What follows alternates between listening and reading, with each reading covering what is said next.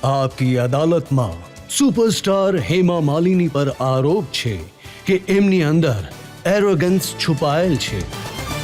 હેમાજી, આજે આટલું સુંદર ભોળો ભાળો સીધો સાધો ચહેરો દેખાય છે, જેથી લોકો વિચારે છે આ એક સીધી સાદી એક સાઉથ ઇન્ડિયન છે, કોઈને કંઈ કહેશે નહીં. ફિલ્મ ઇન્ડસ્ટ્રીના લોકો કહે છે કે અંદરથી ઘણા એરોગન્ટ છે. આના માટે શું કરું? એ સીતા નથી, ઉપરથી સીતા દેખાય છે, અંદરથી ગીતા છે. સમટાઈમ્સ આવી ઇમેજ પણ કામ પણ આવે છે. જે સમયે તમારી ફિલ્મો હિટ થઈ હતી, જોની મેરા નામ હિટ થઈ, સીતા ગીતા હિટ થઈ, એના પછી તમારું જે લિવિંગ રૂમ છે એમાં પ્રોડ્યુસર્સની લાઈન લાગી રહેતી હતી અને ભરાયેલું રહેતું હતું. 100 પ્રોડ્યુસર્સ ત્યાં ઊભા રહેતા હતા તમારી પાસે ડેટ લેવા માટે. પણ મેં સાંભળ્યું છે કે તમે તૈયાર થઈને આવતા હતા અને સીધા જઈને ગાડીમાં બેસી જતા, કોઈની તરફ જોતા પણ નહોતા. હું એ માટે નહોતી જોતી કેમ કે બીજો પ્રોડ્યુસર ત્યાં વેઇટ કરતો હતો. એ મારા પર ગુસ્સે છે કે હજી સુધી પહોંચ્યા નહીં, તો એના માટે જવું પણ પડશે ને. ઇમ્પ્રેશન તો ઇન્ડસ્ટ્રીમાં એવી હતી કે જ્યારે મોટા સ્ટાર કોઈ મુસીબતમાં પડ્યા ત્યારે તમે આગળ આવીને એમની મદદ કરી. આવી પણ વાર્તાઓ અમે સાંભળી છે. જ્યારે દેવ સાહેબની ફિલ્મો જીનત અમન સાથે ચાલતી નહોતી ત્યારે તમે ઓફર કરી, તમે એમની મદદ કરી, એમની સાથે રોલ કર્યો.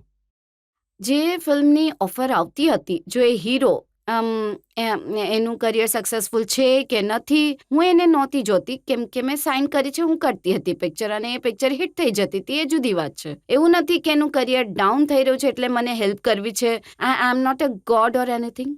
It just happens. Whoever it was, I was working with everybody. જેટલાનું કરિયર ડાઉન થઈ રહ્યું હવે હતું જો આ સમય એનાલાઇઝ કરીએ તો એવું દેખાતું હશે, but it is not fact. અને આ જે ફરીથી જો અમિતાભ બચ્ચન બાગબાનથી સુપરહિટ થયા તો એનું પણ ઘણું મોટું ક્રેડિટ તમને મળે છે. એવું? આઈ am so happy about it. જો બાગબાન પિક્ચરમાં ઘણા બધા વર્ષો પછી અમે બંને સાથે જોવા મળ્યા અને સારું લાગ્યું લોકોને. તો એન્ડ સ્ટોરી જે છે, જ્યાં સુધી સ્ટોરી વાર્તા સારી નહીં હોય, ફિલ્મ હિટ થઈ જ નહીં શકે. અને વાર્તા ઘણી જ સારી હતી. આજની જે સમસ્યા છે, જે બાળકો મા બાપની સાથે વર્તાવ કરે છે, ખાસ કરીને ફોરેન કન્ટ્રીઝમાં, તો એ બાબતને લઈને વાર્તા હતી. અને એમાં જે અમારા બંનેના, અમિતજી અને મારું, અમે જે સાથે આવ્યા અને જે કામ કર્યું, એ લોકોને ઘણું ગમ્યું. It was something new and fresh for the people two C. આ એ મૂવી હતી જે દરેક મા બાપે પોતાના બાળકોને મારીને દેખાડી. મારીને અને સાથે બાગબાન સીડી લઈને જાય છે, બધા લોકો પોતાની પાસે રાખે છે as a big possession or something. અને ક્યારેક બાળક કોઈ ગડબડ કરે તો દેખાડી શકે જો આવો હાલ થશે તારો.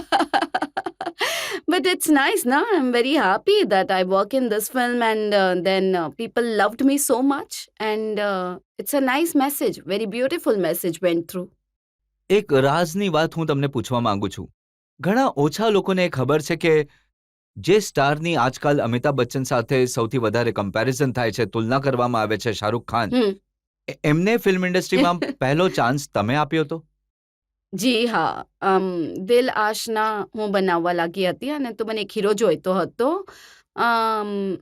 એ વખતે ટેલિવિઝનમાં એમની એક સિરિયલ આવતી હતી, ફૌજી. So I was very impressed. He was so sweet, so nice. I said, very young and so nice, good looking boy. I said, આ મને જોઈએ છે મારા પિક્ચરમાં કામ કરવા માટે. અને અમે ફોન કર્યો હતો અને એ બોમ્બે આવ્યા હતા. અને તમે અડધી વાત ભૂલી રહ્યા છો, હું તમને જણાવું. તમે ફોન કર્યો શાહરૂખ ખાનને, જ્યારે કહ્યું કે હિમાવાલીની વાત કરવા માંગે છે તો એમને વિશ્વાસ ન થયો. એમણે કહ્યું કે મારી ફિરકી કેમ લઈ રહ્યા છો? પછી અમે ફરીથી મારો નંબર આપ્યો અને મેં કહ્યું કે તમે ફરીથી મને ફોન કરો. અને જ્યારે આવ્યા, he came and then I narrated the story to him. He liked it and ધરમજીને પણ બતાડ્યો કે see, I'm going to take him as the hero. So he said he's very nice. ના, તમે ફરીથી આખી વાત નહીં કરી હેમાજી. મારાથી વધારે તો તમને જ ખબર છે.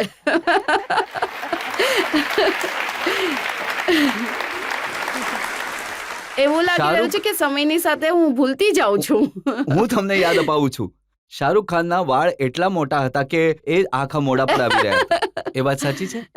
બિલકુલ સાચી વાત છે. અને મેં મારા મેકઅપ મેનને બોલાવીને કહ્યું કે આના વાળ થોડા પાછળ કરો, તો બધે jail લગાડીને they pulled it back, so he looked totally different. He has got a two different face, you know. Totally one is in front and he can look like Mawali. The other one, when he puts it back, he looks totally sophisticated. So I wanted that sophisticated look in him.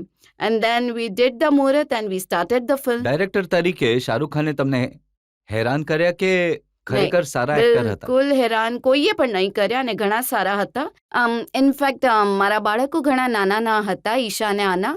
રાત થઈ જતી એમની, તો next day school જવાનું છે, તો homework કરવું છે, તો મને બોલાવતા હતા. તો I use to go back home, so he will say you go back, I will handle this particular shot, જે પણ લેવાનું છે. એકાદ શોટ તો એમણે જાતે પણ લીધો છે.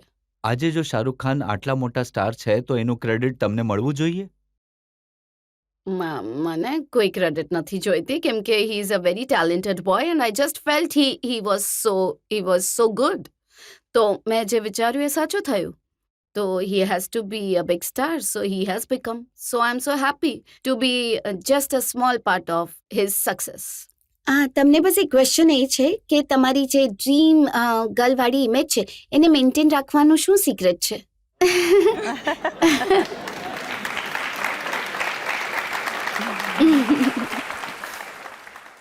એવું લાગે છે કે હું મેન્ટેન કરી રહી છું. Oh, thank you so much. I mean, I must thank God for that. અને જે હું ડાન્સ કરું છું, કન્ટિન્યુ કરું છું. જો ડાન્સ કરું છું તો સ્ટેજ પર મારે આવવાનું રહે છે. તો સ્ટેજ પર આવવા માટે મારે એક પર્ટિક્યુલર ફિગર મેન્ટેન કરવું પડશે. એને માટે મારે જેટલી એક્સરસાઇઝ કરવાની હોય કે યોગા કરવાનું હોય, હું એ બધું જ કરું છું. અને ખાવા પીવામાં મારી જાતને ઠીકઠાક, એવું નહીં કે જે પણ મળ્યું ખાઈ લીધું. That's it. And mainly it is a blessing and grace of the Lord. હેમાજી, જે કરોડો છોકરી આ શો જોઈ રહી છે એ તમારા આ જવાબથી સંતુષ્ટ નહીં થાય. તેઓ એ જાણવા માંગે છે કે તમારા જેટલી ઉંમરમાં તમારા જેવું એ દેખાવા ઈચ્છે તો શું કરે? બધા ડાન્સ કરે. જેમણે પણ બાગબાનમાં તમને જોયા એમણે કહ્યું કે આજના જમાનાની જે હિરોઈન્સ છે એમને પણ માત આપી દીધી હેમા માલિનીએ. નહીં, આવું કંઈ નથી. May be the photography was very nice.